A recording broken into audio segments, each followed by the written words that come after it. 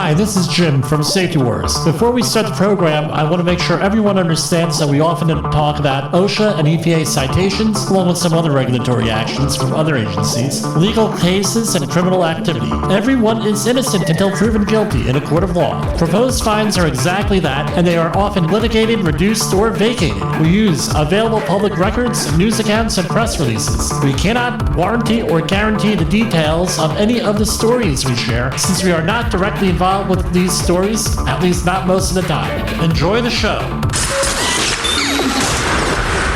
This show is brought to you by Safety FM. And from the border of liberty and prosperity, the highway to the north, this is Safety Wars for Friday, November 10th, 2023. How's everybody doing out there? Looks like all the screens have kicked in, so we have no introduction. And my assistant bringing me. All right. My phone went dead. Still here, come on.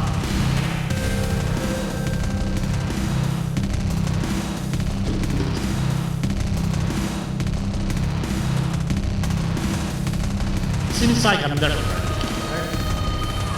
Get some drink here.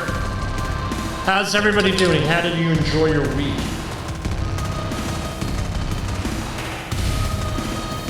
Mine went pretty well. Though we have our good days and our bad days. But overall, this week was pretty good.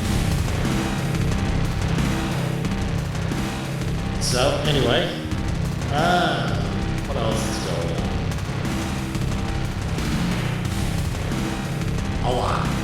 Out there, we're just going to be covering our regular news and views today. Catching up on the news, seeing how that plays into safety, and it's all about psychological safety, it seems. Always. So, always about psychological safety.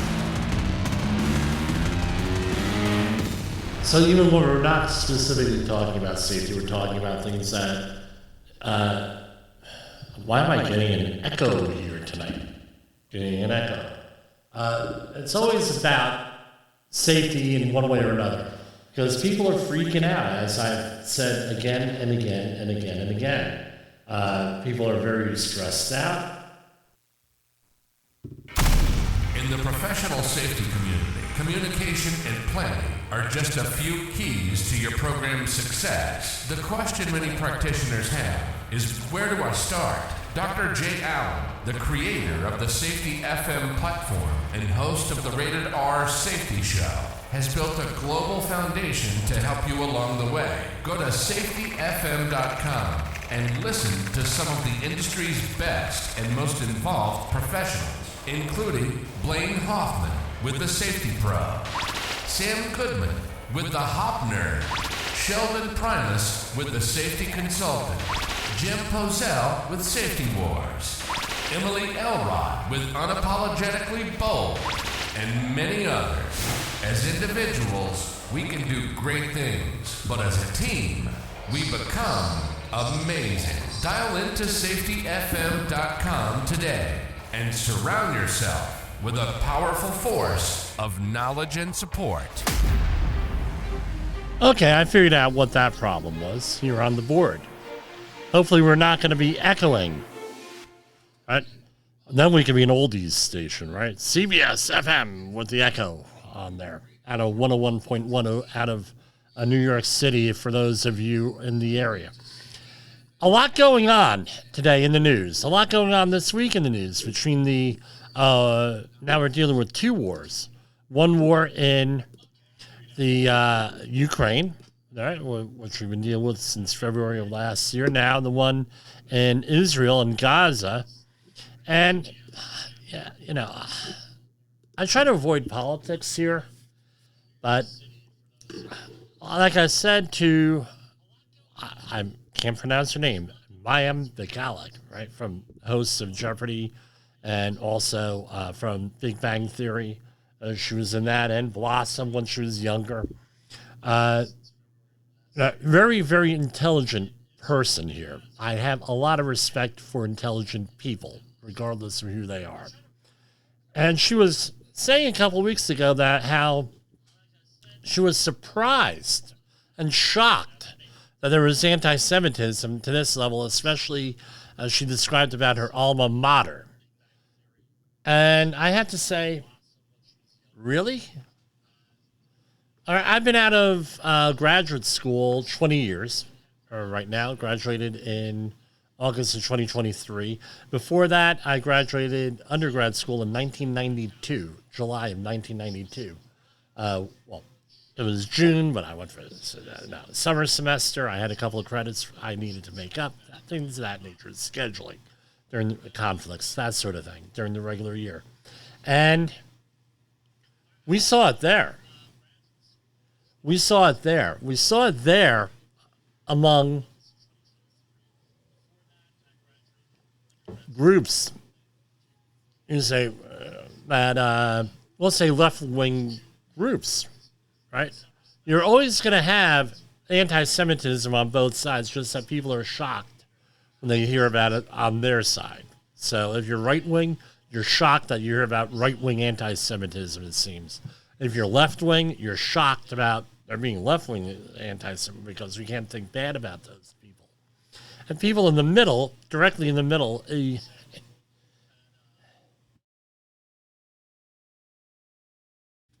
even if that's possible to be directly in the middle, see, both sides has full of guvno, right?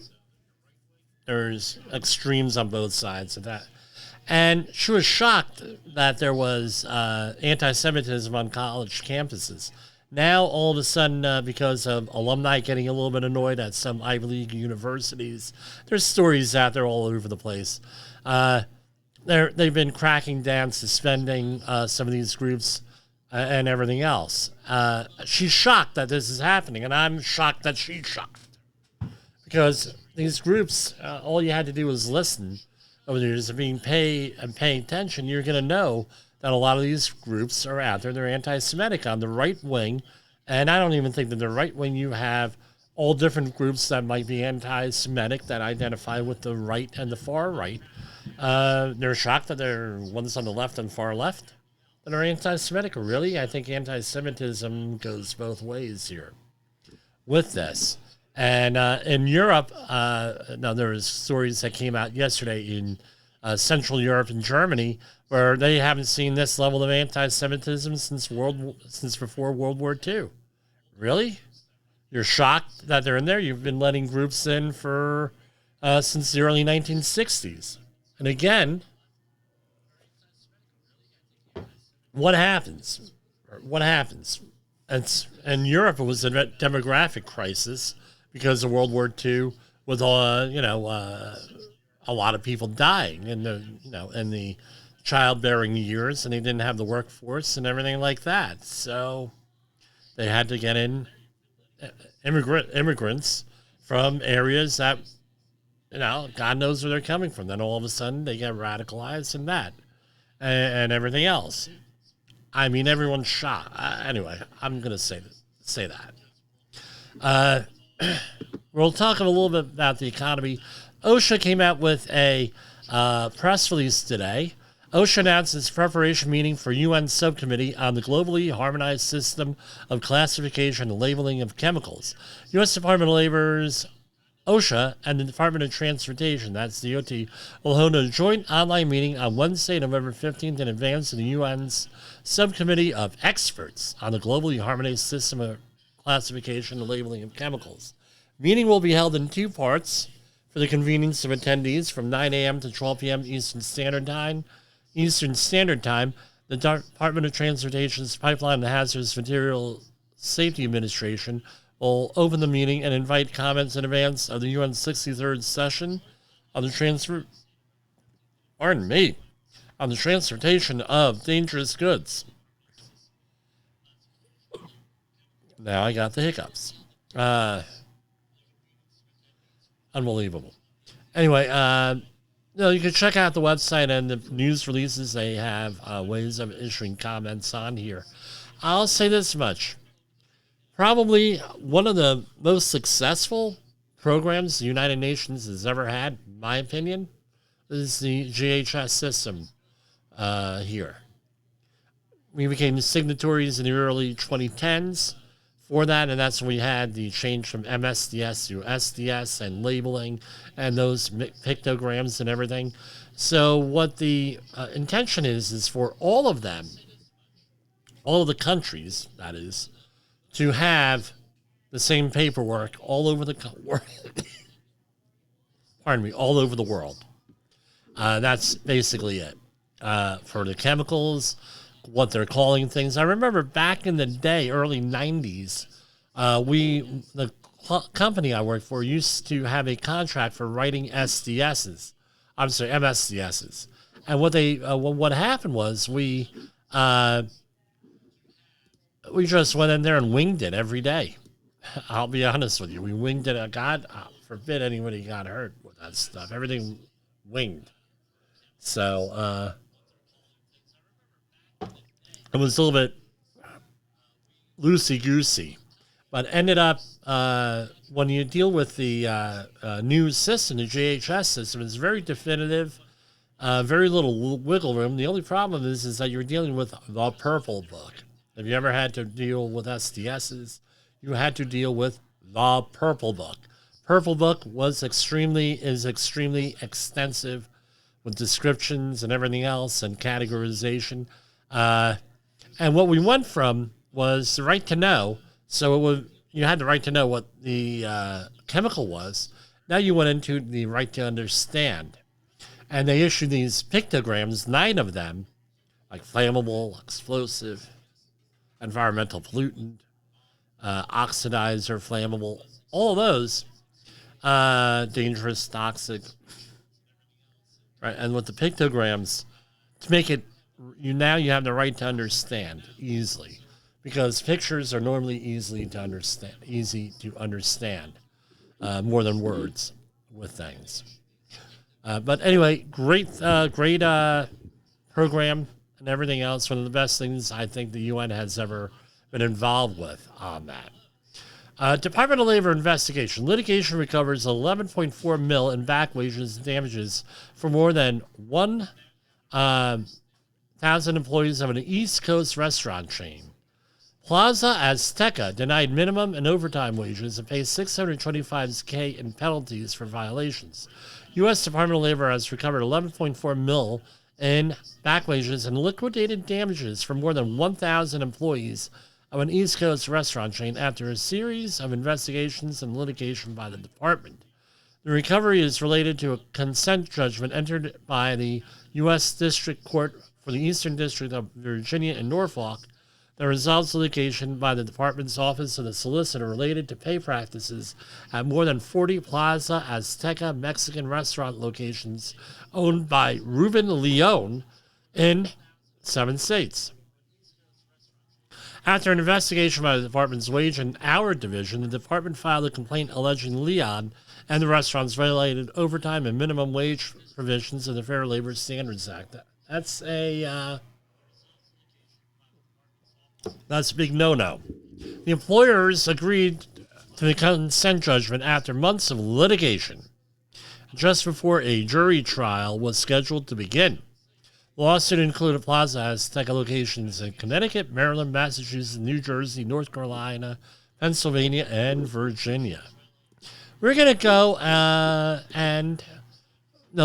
we skipped it for a long time, but we're not going to do that anymore. We're going to have the financial stuff. So this is off the Wall Street Journal, right? Dow Jones Industrial was up today, 34,283.10. S&P 500, 44,1524. NASDAQ, 13,798.11. Russell 2000 at 1705.32. U.S. Treasury notes are down 132nd. Gold is at 1942.70. Bitcoin 36,617. It's up 0.02%. And crude oil is up slightly, 77.35. Dollar index 100.23. And precious metals, we already mentioned gold, but gold at 1952.40. Silver is holding at 22.53. Platinum at 859.70. And palladium at 1,000 even. And we're going to go for a commercial break. And is your safety training old, stale, and hackneyed? Is your safety trainer still preaching a warped version of behavior-based safety? How about safety training that actually addresses your hazards in your workplaces and is not standardized baloney from 25 years ago?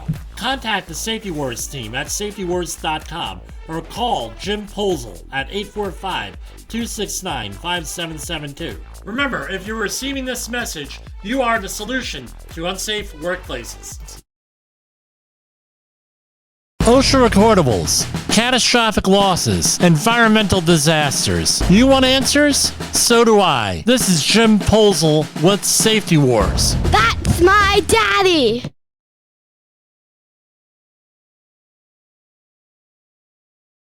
Have you listened or watched the Safety War show? It does stream live on the radio and on the streamer-emers that we have. So if you have not taken a listen to Jim Posel and what the hell he's doing every evening with Safety Wars, I would strongly encourage you to take a view or take a listen, whichever option is available for you, and take a listen to what the hell he has going on. It will take some deep dives and some information that you might be interested in. Safety Wars is streaming now. SafetyFM.com. Yeah, so, we have children here that have difficulties sometimes. Mom is out. Okay, this is from the Washington Post today. When bullied students end their lives, parents are suing and schools are paying. A Washington Post analysis found nearly 2,000 incidents in recent years when a bullied student took his or her own life. Some schools are paying out millions and changing policies. I tell you what, I was bullied terribly. It takes a long time to get over. Right? But here we have the description of some of these situations in this article here by Washington Post. It's horrible, right? And I'm not going to trigger anybody here. That's not what the point is with this. But I mean, people video recording the bullying. One kid was knocked unconscious, and people videoed him and everything else, and then the child committed suicide. Then they end up the school district getting sued. Then they're having to pay out, right? And here we have another one where there was a $2 million payout in Utah, one in Connecticut for $5 million, another one in New Jersey, $9.1 million. So I have some mixed feelings on this. Now, at a certain point, words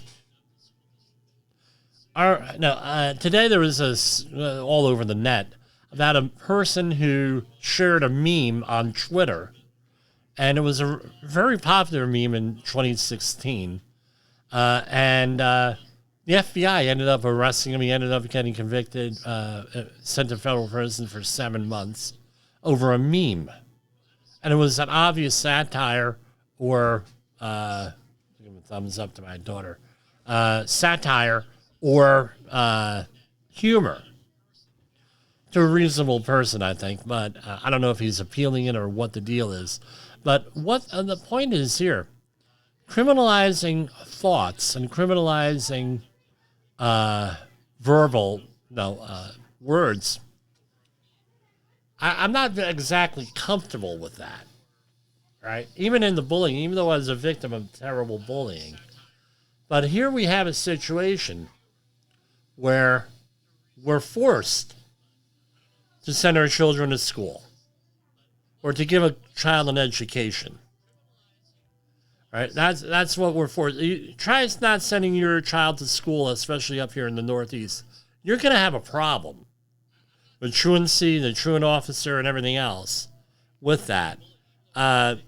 So you're forced to send your child to school.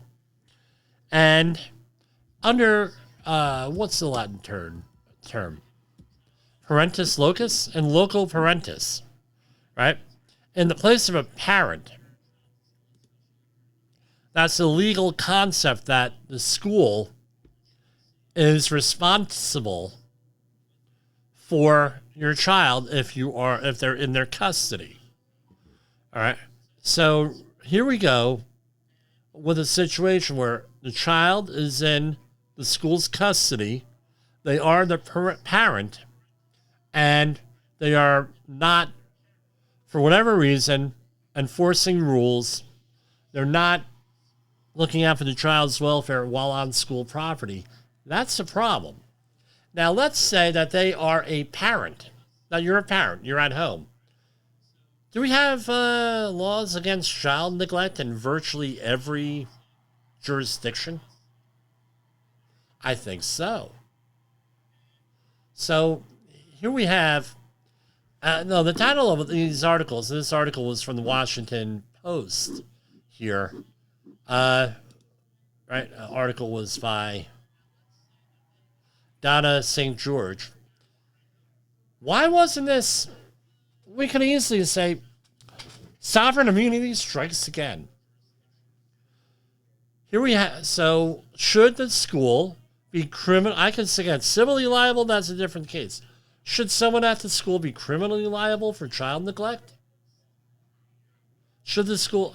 I have a feeling that if we had principals who could probably go to jail for not enforcing rules and other school officials, and for child neglect here at school, I think things would go a little bit differently here. And this is my whole thing with sovereign immunity, what the problem here is with this. They're not... and every one of these cases described, they talked about, while on school, at school activities, being bullied and causing psychological impacts. Something to think about with that. Again, what's the risk of these people not doing their job? Truly, what's the risk? You have... a lot of cases, union protections for these folks. The union will, right? So you have union you're not going to, so nothing's going to really happen unless it's something way over the top. So there's no risk to them. Is this $9.1 million coming out of someone's pay? No, it's coming out of the ATM machine known as the taxpayers for that town. Right here, 9.1 mil in New Jersey. Wow. Incredible. That's coming from somewhere.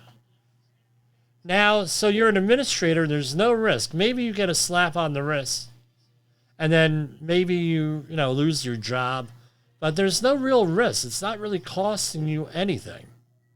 So all I'm saying is, and let's get out the hazard matrix. What is the risk? Likelihood of something happening? And what's the worst thing that could happen?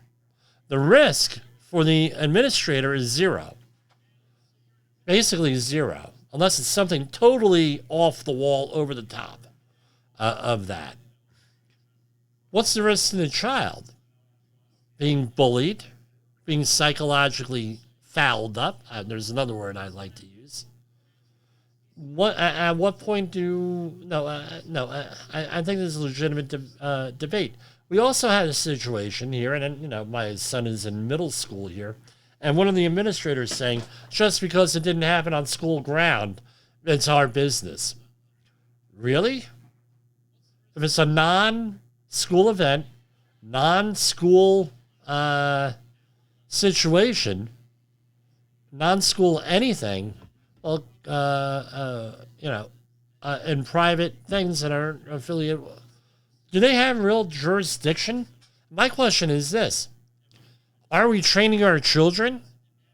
And this is controversial. Again, I'm a safety shock jock here. Are we training our children that it's okay for the government to overreach? Just a question that has to be asked. All I'm asking. Things that haven't been thought out or planned. Right? Unlike a lot of other situations in our society that we're finding out.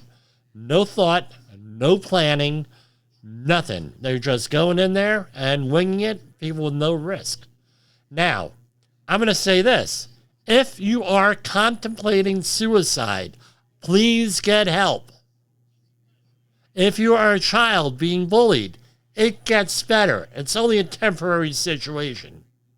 And by the way, I could say almost all of the people who I got involved in bullying with in my younger years, elementary school, middle school, every one of them, except for a handful, right?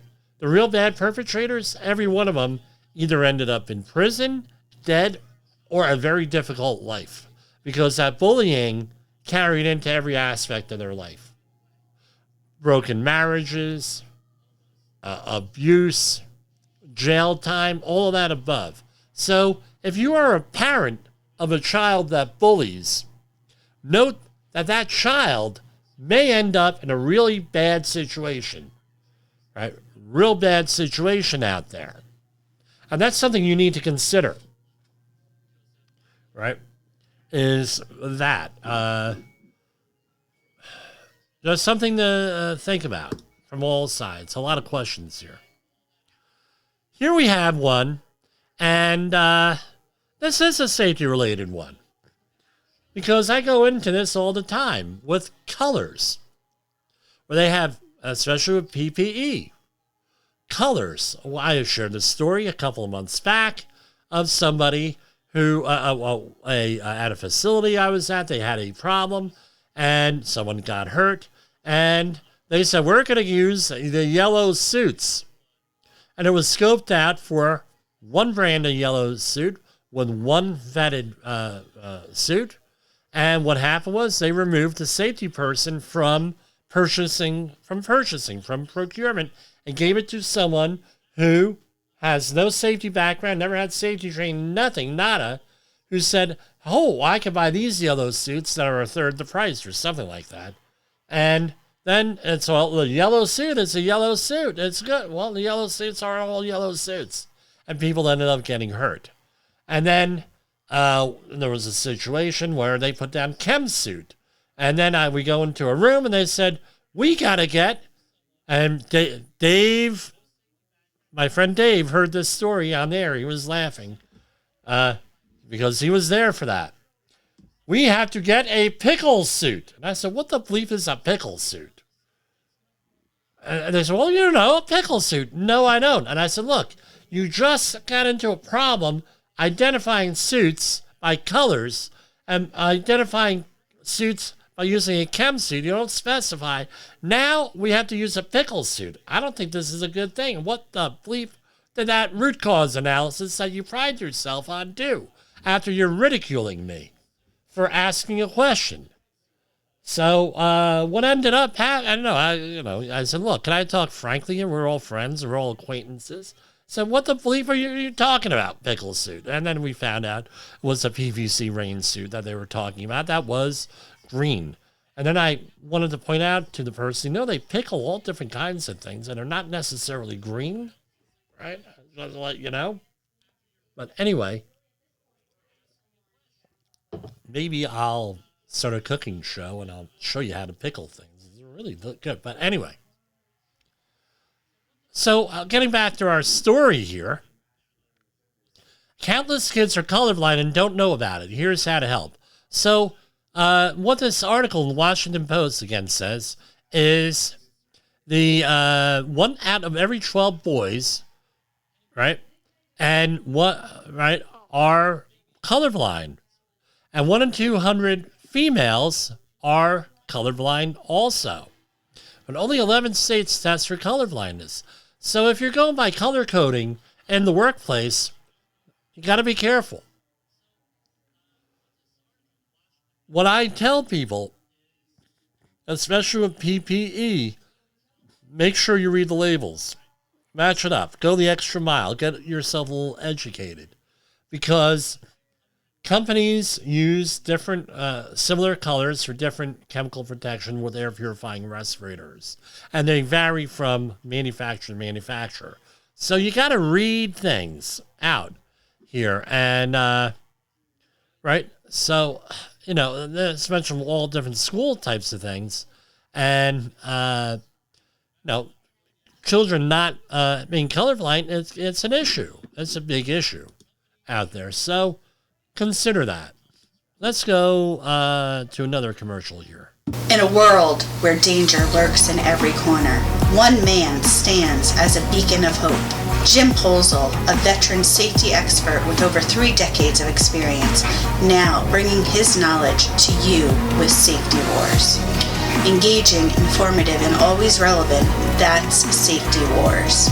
Join a safety revolution with Safety Wars, available on Spotify, Apple Podcasts, YouTube, and wherever you get your podcasts and videos.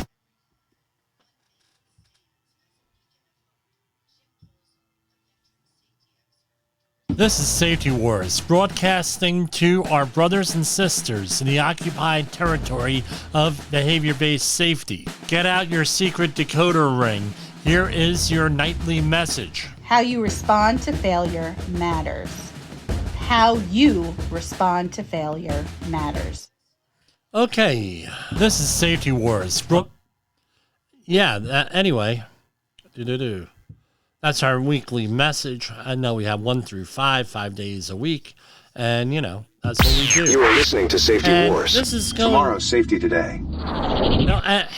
It's hysterical for me in a way how behavior-based safety people are clinging on to that. It's like paradigm change, right?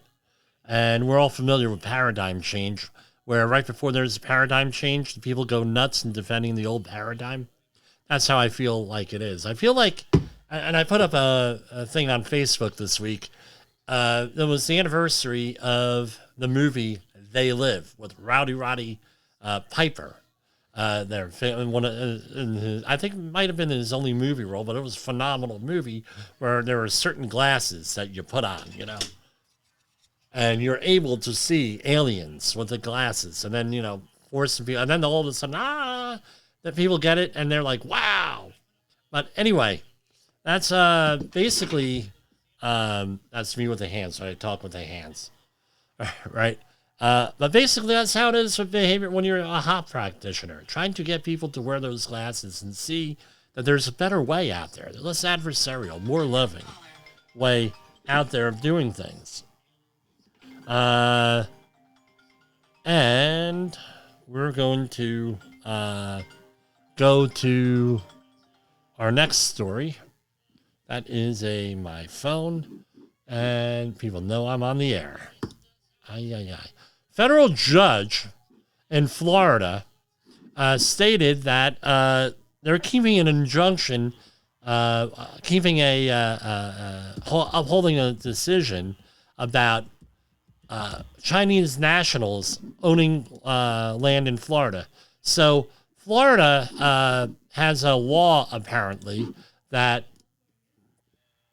Chinese nationals, I don't know how broad it is, but it's being enforced against Chinese nationals, are not allowed to own land in Florida. So what the judge had said was, I just closed the window here. Boom, boom, boom. I'm not interested here. So basically what the judge has said was that it is, according to the Supreme Court, that there have been decisions saying the state can limit foreign ownership in their state as long as it's not something unreasonable or arbitrary. But it's it is what it is. I mean, it's you're allowed to restrict foreign ownership. And it's very and this is what people don't really realize is if you're a Chinese company, one of the things is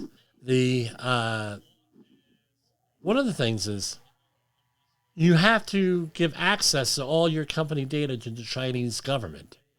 And right now, the Chinese government, very few civil liberty protections that we're used to in the West here, number one. And number two was there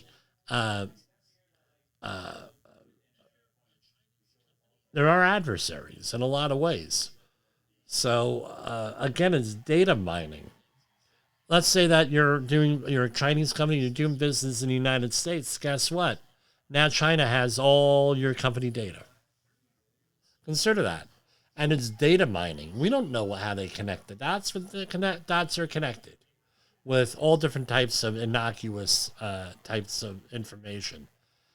For years, and again, I went off the wall a little bit last night on a rant with. No, we were told for years the government doesn't collect DNA data.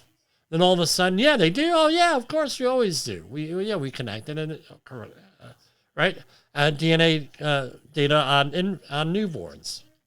Right? And this is sort of like this. Oh, China is collecting all this data. Now it's to get us used to them collecting data. Right now that we're used to it. And now, who knows what they're going to do about it? Same thing with smart TVs. So for smart TVs, we're told for years, smart TVs aren't spying on you. That's conspiracy theory. Then all of a sudden, Chinese, South Korean TV manufacturer said, oh yeah, well, don't stand in front of that smart TV naked because we may get a picture of you. We may be able to collect data. Be careful what you're saying in front of that smart TV. We're collecting your... Oh, really? I don't know. Conspiracy theory or not? It's been said conspiracy theories are often tomorrow's news. Right? An advanced copy of tomorrow's news.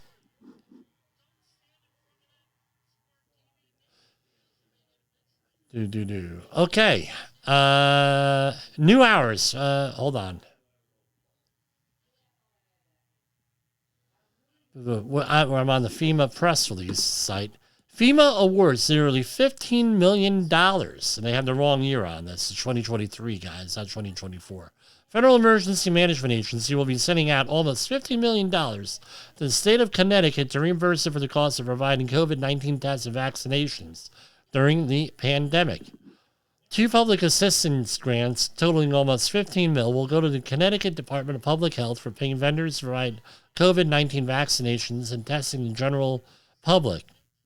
So how much? They $4.3 million will provide federal funding for contracting with an outside company to administer 56,400 COVID-19 tests to the public between July 2021 June 2022.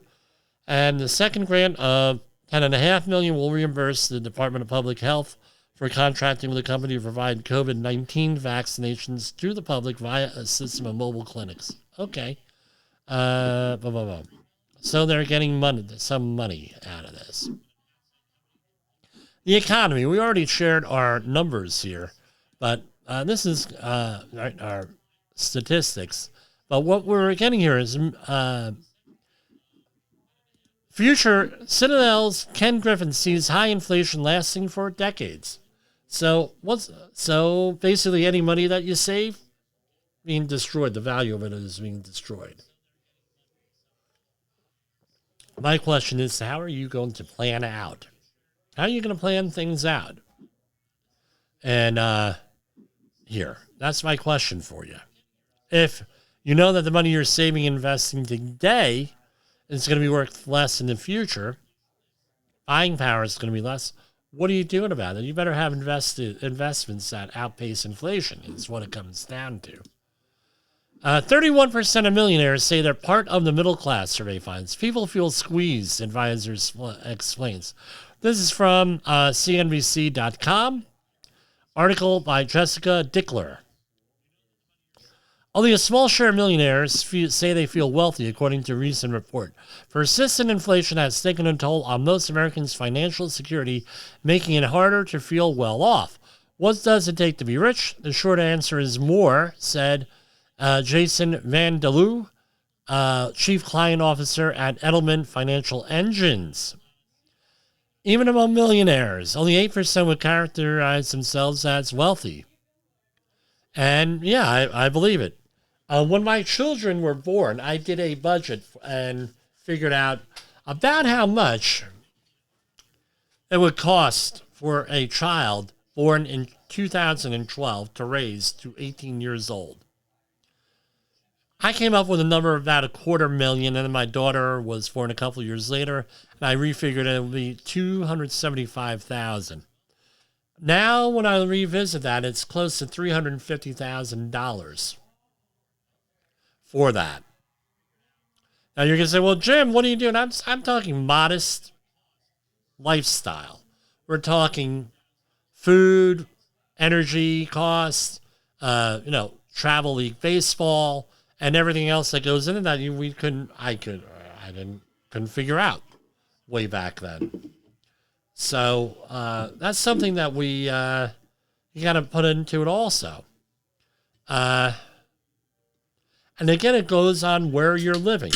So, for example, if you're making $150G a year up here in New York, I'm going to tell you, you're barely making it as a single person, unless you want to live under, in high crime areas with no services. If you have children and you want a good education and use public schools, not private schools, it's going to cost you a shitload of money, guys. And taxes, because what you don't pay, let's say, we'll send them to private school. Well, what you don't spend on, what you're not spending on property taxes, let's say, you're spending on the private school. And on the other end, if you want to, and if you're in a real good area with good public schools, you're spending it on public schools and your tax dollars and not so much on anything else. So, it's one or the other. And so a friend of our program said, do you want to get hit by a truck or you want to get hit by a bus? Murray Sabrin. Right? That's my favorite quote of his. And you don't want to get hit by either, but that's what I feel like up here. It's, now there's, just go and, be whatever and do whatever. Well, I don't know if that's, you want to live in a rural area, you have to really look at the schools. Just like if you have a major health problem, all right, you got to consider how far away are you from the nearest doctor or hospital. What's your EMT response time for basic life support? Things of that nature. Now, here we have this came across. This was a big headline today. Feeling crowded yet? The U.S. Census Bureau estimates the world population has passed 8 billion people. The human species has topped 8 billion with longer lifespans, offsetting fewer births. But world population growth continues a long-term trend of slowing down. Bureau estimates the population exceeded the threshold September 26th of a precise date, the agency said, to take with a grain of salt. The UN estimated the number was passed 10 months earlier, having been declared November 22nd, 2022, day of 8 billion. And they talk about the discrepancy and everything else. Now, we have spoken on here multiple times on the effect of the low birth rates on the economy. And the question is, are we willing to have a low birth rate? Or, no, we are, apparently in our country. Which means that we're going to have a declining economy.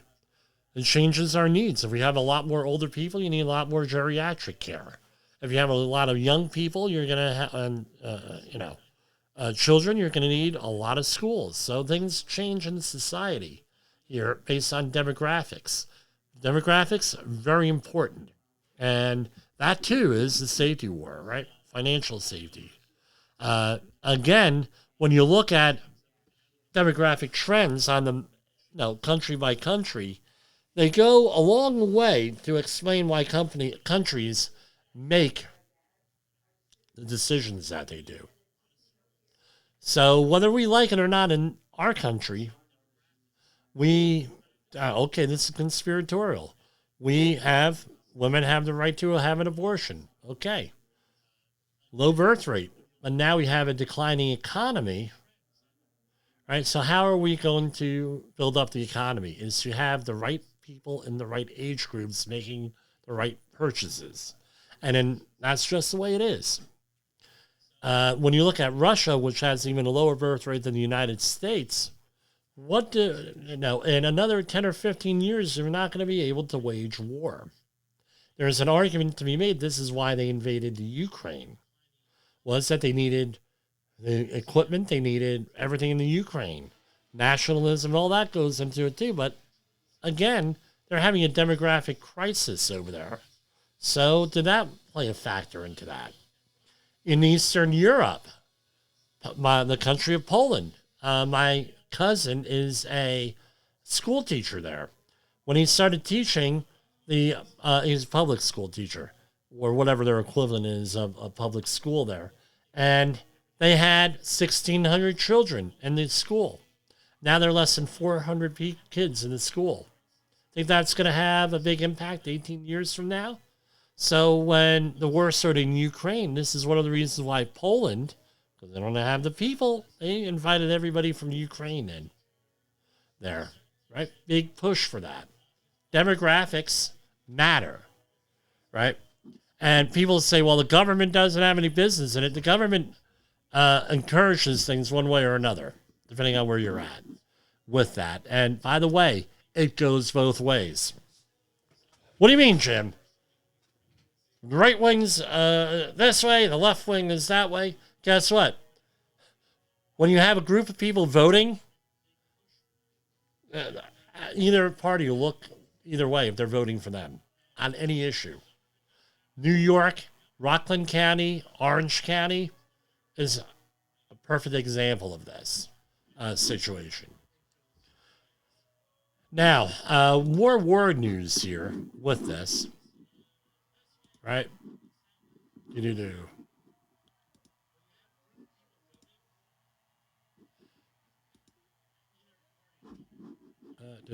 Hold on. So here we have two things here. And there was another one for the new trainer of the United States does, the aircraft trainer for fighter aircraft. All these fighters and all this new technology can be remote controlled. Isn't that right? Even the Navy ships, when they have drones, they have submarines and everything. I knew about this years ago from people who probably shouldn't have told me this. But essentially, and that's too, is a demographic situation. You don't have a lot of people in the military. Now you have to go to automation, right? Terminator level stuff here. And you're going to say, well, Jim, what do you mean? Here we have a story out of that right-wing rag Newsweek. I'm being satirical here. Americans don't want to fight for their country anymore. Story by Alex Phillips. A majority of American adults will not be willing to serve in the military were the U.S. to enter into a major war. Recent polling has found while public confidence in the armed forces appears to be waning. The figures come as all branches of the armed forces have in recent years struggled to meet recruiting targets, suggesting a growing apathy towards a career of military service. In 2023, the Army and Air Force fell short of their respective goals by around 10,000 recruits, while the Navy was under by 6,000. Since 1987, the number of active duty recruits since 1987, the number of active duty personnel has fallen by 23%. Experts say such a shortfall are worrisome in an increasingly volatile global picture, with American leadership unsure when it will have to bring its full military force to bear. We have strike groups. Hold on here. I'm setting up the outro here. Right, you have an intro. Gotta have an outro. So again, going into the demographic issues here, here's a thing. They're shortening, right? Not enough people, but demographics. But now we have a situation here. We have strike groups, aircraft carriers, and the Marine Expeditionary Unit outside of Israel now. Justin Henderson, a former transport operator for U.S. Marines turned military recruiter, told me this week. We're funding 2 wars, so we're actually boots on the ground, drones above Gaza. So we're already involved there, and we're not sure what's happening in Taiwan. So this is a tumultuous time for us. So they're investing in robots, right? Terminators. And here we have 2 stories here. The B-21 Raider, the Air Force's new nuclear stealth bomber, takes flight for the first time. The first test flight on Friday. Again, the Air Force is planning to build 100 of these warplanes, which have a flying windshield bus like V-2 Spirit, but will incorporate advanced materials, propulsion, stealth technology to make them more survivable in future conflicts. The plane is planned to be produced in variants with and without pilots. Oh! Wow! With or without pilots. Here we have a story in Russia. This is from, again, that right-wing rag, Newsweek. Russia's nuclear weapons move sparks NATO fears. NATO Secretary General Jens Stoltenberg on Thursday said Russian President Vladimir Putin, who reportedly has 3 doubles, has made the world more dangerous by his decision to walk away from international nuclear agreements. Stoltenberg made the comments during a Berlin press conference held after he met with German Chancellor Olaf Scholz. In criticizing Russia, the NATO chief cited Putin's move earlier this year to terminate Russia's participation in the new Strategic Arms Reduction Treaty, START, which was the last remaining nuclear arms agreement between the U.S. and Russia. He also blamed Russia for ending the Intermediate Range Nuclear Forces Treaty between Washington and Moscow in 2019. Stoltenberg then referenced a more recent example of another abandoned agreement. Going on, hey, the Guvno's about to hit the fan, folks. I hate to say this.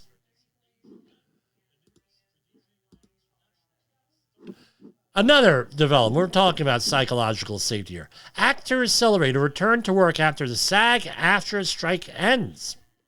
Tens of thousands of actors from Los Angeles to New York threw down their picket signs and prepared to get back to work Thursday after a tentative deal between the Screen Actors Guild and the Alliance of Motion Picture Television Producers finally ended a 118-day strike.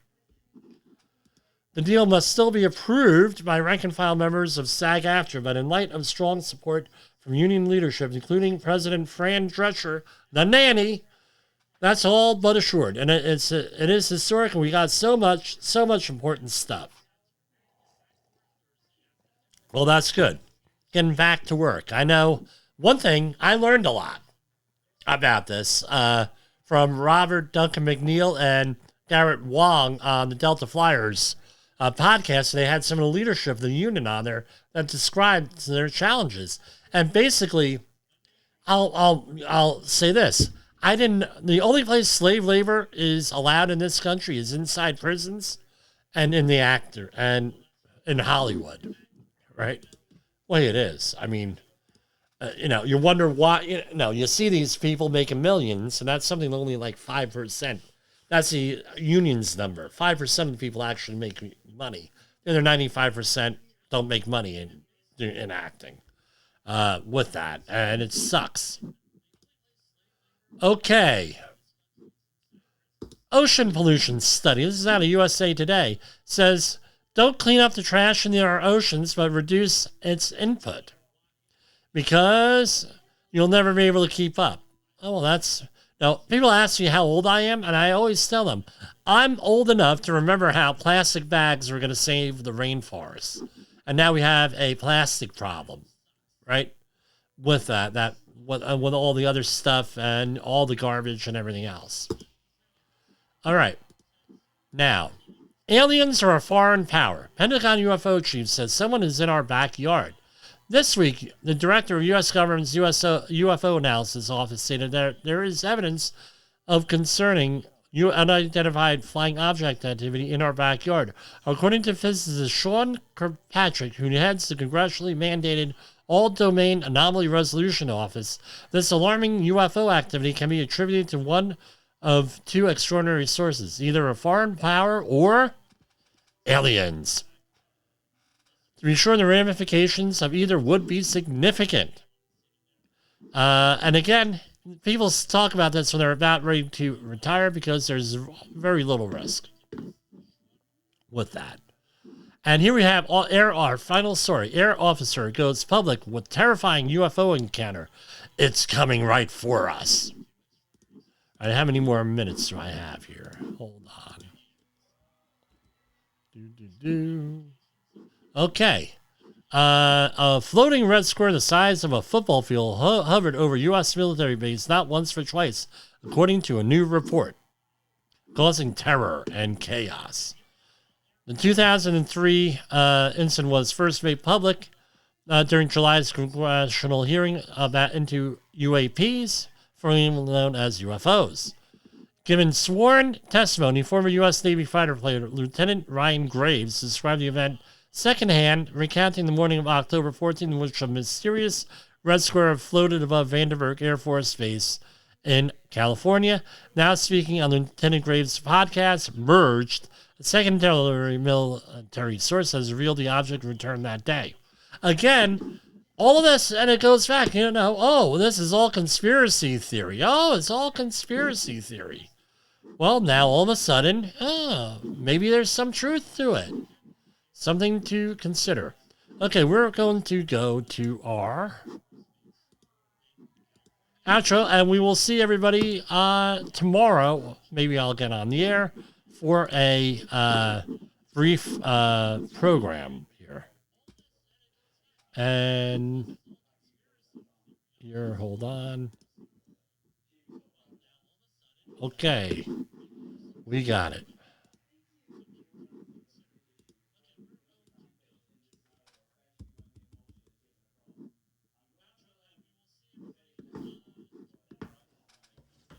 Necessarily reflect the official policy or position of the company. Examples of analysis discussed within this podcast are only examples. They should not be utilized in the real world as the only solution available, as they are based only on very limited and dated open source information. Assumptions made within this analysis are not reflective of the position of the company.